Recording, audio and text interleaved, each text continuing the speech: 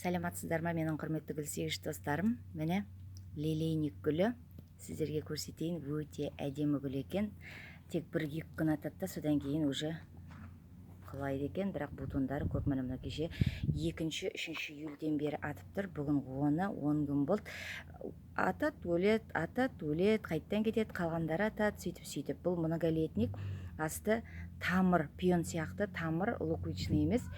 Астынан көбейеді. Алдында жазған екен, тағы қандай көп жылдық гүлдеріңіз бар деп.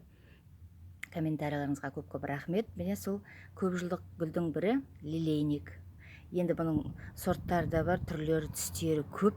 Енді соны жинасы жақсы болады екен. Маған мынандай түс тап болды. Биыл бірінші рет мен егіп тұрмын. Мына енді камера телефонға түсіріп тұрмын ғой, көп бере алмайтын болар. Көзіңмен көрсеңіз өте керемет, сондай күшті гүл. Ешқандай қиындығы жоқ, тек су құйып, мен әуел баста айттым сіздерге нитромофоска деген удобрение құйдым деп. Соны әр айдың 10 күн сайын беремді, 10 күн сайын, сонда айына 3 рет.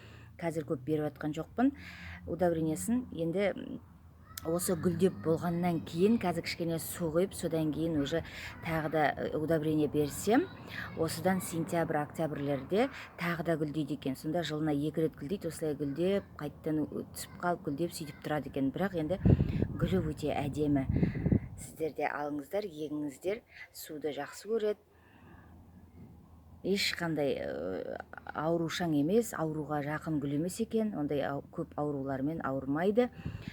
Сол жақсы ол бізге, ауырмаған гүл. Себебі оның бәрін емдеп, демдеп, тағы да ананы шашып, мынаны шашып, машақаттанып жүреміз.